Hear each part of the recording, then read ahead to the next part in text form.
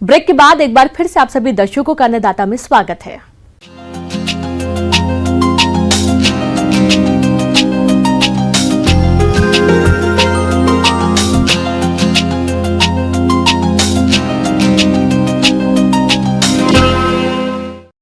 अनार की बागवानी अपने राज्य में बड़े पैमाने पर की जाती है और जिन किसानों ने अनार के बाग लगा रखे हैं उन्हें चाहिए कि अनार के बाग से अधिक फलों का उत्पादन लेने के लिए कुछ जरूरी कार्यों को समय पर किया जाए।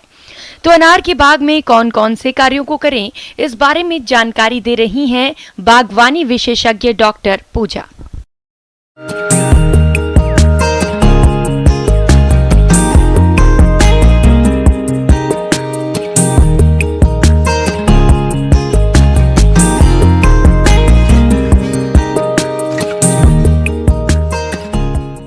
मैं किसान भाइयों को बताना चाहूँगी, जो खरपतवार आया है उसको हम मैनुअली वीडिंग से कंट्रोल करें, केमिकल का स्प्रे ना करें, क्योंकि अगर केमिकल का स्प्रे करेंगे तो उससे जो हमारी भूमि प्रदूषण भी होगा। तो इसलिए हम खरपतवार को हैरोइंग और मैनुअल वीडिंग से कंट्रोल करें।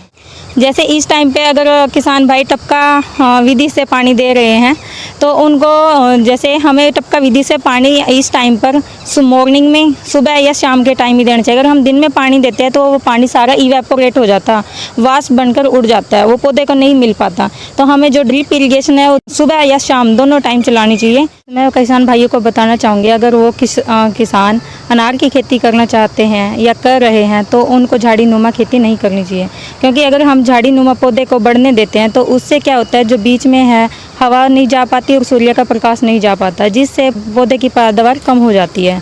तो इसलिए किसान भाइयों को, जैसे हमारे सेंटर पे ये वाइट रैलिस सिस्टम लगा हुआ है, हमें इस वाइट रैलिस पे जो पौधे की टहनियाँ हैं उनको ट्रेन करनी चाहिए, ताकि सभी टहनियों को बराबर सूर्य का प्रकाश मिले और सभी टहनियों को हवा क्रॉस हो पौधे के अंदर, ताकि डिजीज, इंसेक्ट, पेस्ट का अटैक ना हो, जिससे कि हमें फ्रूट को हार्वेस्टिंग में भी इजी होगी। हम साइड से फ्रूट को हार्वेस्ट इजीली कर पाएंगे और हमारी जो पैदावार है, फ्रूट का साइज आप देख सकते हो कि फ्रूट का साइज भी बड़ा होगा, क्योंकि पौधे को सूर्य का प्रकाश अच्छे से मिल पाता है वाइट रैलिस सिस्टम में। से हमारे अनार में जैसे क्रैकिंग की प्रॉब्लम मेजर है।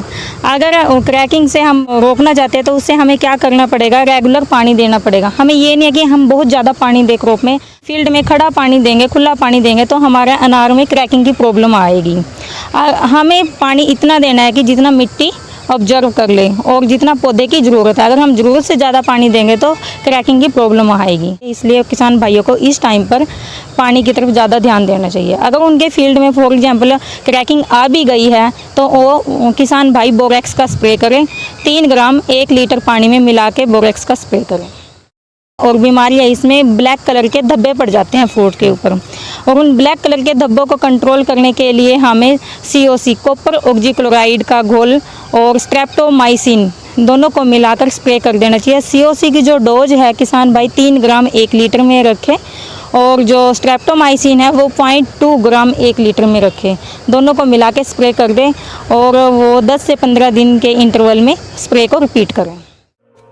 बागवान भाइयों, आज के समय में अनार भी कीटों के प्रकोप से अछूता नहीं है।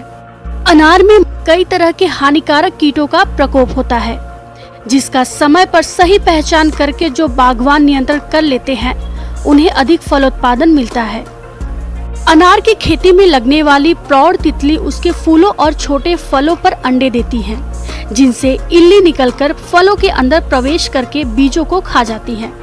इससे बागवान को काफी नुकसान होता है। रोकथाम: बागवान इसकी रोकथाम के लिए प्रभावित फलों को नष्ट कर दें।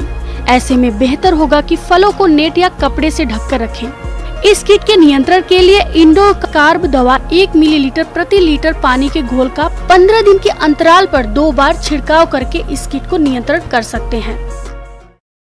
और जैसे जो फ्रूट्स हैं उन्हें फ्रूट फ्लाई का अटैक काफ़ी रहता है, तो फ्रूट फ्लाई के कंट्रोल के लिए हमने ट्रैप लगाई हुई है फील्ड पे, उनको बोलते हैं फेरोमोन ट्रैप, और येलो कलर की ट्रैप होती हैं। वो येलो कलर की ट्रैप हम क्यों यूज करते हैं, क्योंकि जो फ्लाई है वो येलो कलर की तरफ ज़्यादा अट्रैक्ट होती है।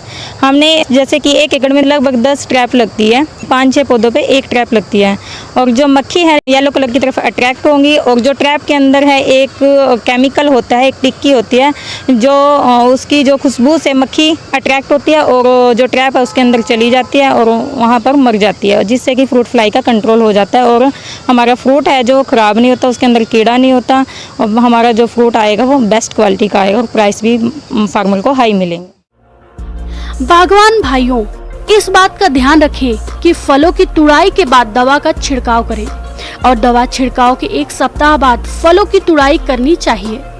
ऐसा करके अनार के बाग से अच्छी गुणवत्ता की भरपूर फलोत्पादन लेकर अच्छा खासा मुनाफा कमा सकते हैं।